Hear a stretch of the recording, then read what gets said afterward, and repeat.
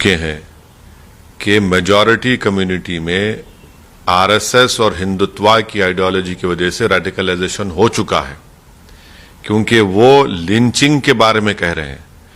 तो हमारा मानना यह है कि आरएसएस अगर मानती है कि मुसलमानों का लिंचिंग हो रहा है तो क्यों हो रहा है, करने वालों का क्या ताल्लुक हिंदुत्व की आइडियोलॉजी से है या नहीं है, और अगर हो रहा है तो क्या उनका रेडिकलाइजेशन अगर हुआ है तो उसका जिम्मेदार क्या आरएसएस और हिंदुत्व की आइडियोलॉजी नहीं है, और अगर ये है तो क्या आरएसएस उन लोगों का ओपनली कंडेमनेशन करेगा जिन्होंने पीलू खान को मारा, रकबर को मारा, अलीमुद्दीन को मारा और आपके अखलाक को मारा, आसिफ को मारते हैं और महापंचायत करके बीजेपी का स्पोक्सपर्सन कहता है कि क्या हम इनको मर्डर भी नहीं कर सकते? तो क्या इन तमाम लोगों को मोहन भगवत, जनाब मोहन भगवत, आरएसएस इनको डिसोन करेगी? और क्या वो सरकार पर दबाव डालेगी कि लिंचिंग के खिलाफ एक कानून बनाया जाए? और क्या ये बात सच नहीं है कि कल ही दिल्ली से नोएडा में काजी महमद को क्यों मारा गया? ये सब हो रहा है तो इसका मतलब यह है कि आरएसएस अगर लिंचिंग को मानती है तो लिंचिंग का जिम्मेदार कौन है?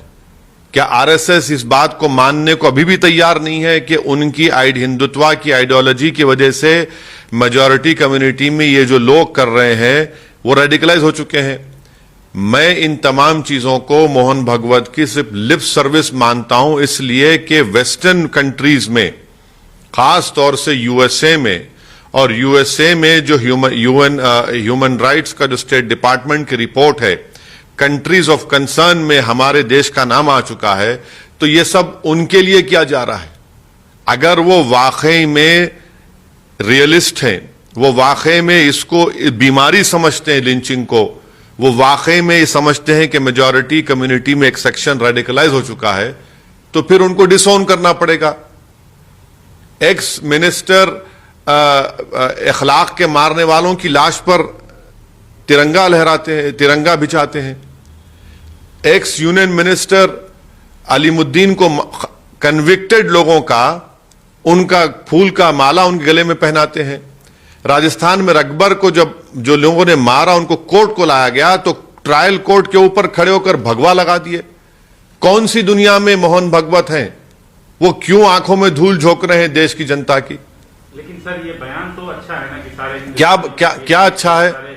क्या अच्छा है उसमें? आप देखिए, ये एकता बना रहे हैं आप कब से एकता बना रहे हैं?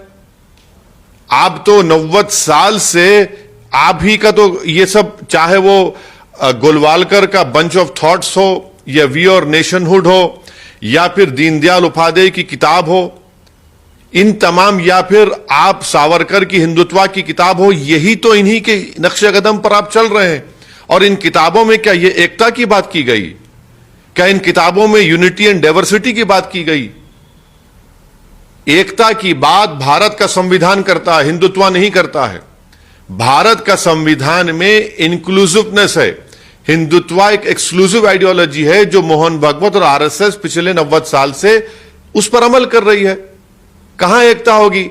गवर्नमेंट ऑफ मोदी की सरकार है और इन तमाम लोग महापंचायत कल भी करते हैं, गाली देते हैं मुसलमानों को कि इनका मर्डर कर दो, इनको मार दिया जाएगा, और पुलिस एक एक्शन नहीं लेती उनके ऊपर। काजिम को मारा गया, पुलिस एक्शन नहीं लेती उनके ऊपर। जुनैद को भरी ट्रेन में मारा गया, देख लीजिए कौन सा क्रिमिनल केस चल रहा है। यह सिर्फ लिप सर्विस है, देश की जनता की आंखों में धूल झोंकी जा रही है। और सबसे बड़ा काम यह कि वेस्टर्न कंट्रीज में, खास तौर से यूएसए में, वहां पर यह पैगाम दिया जा रहा है, क्योंकि बैड पब्लिसिटी मिल रही है, और वो बैड नहीं बल्कि जेन्युइन पब्लिसिटी सही हो रहा है।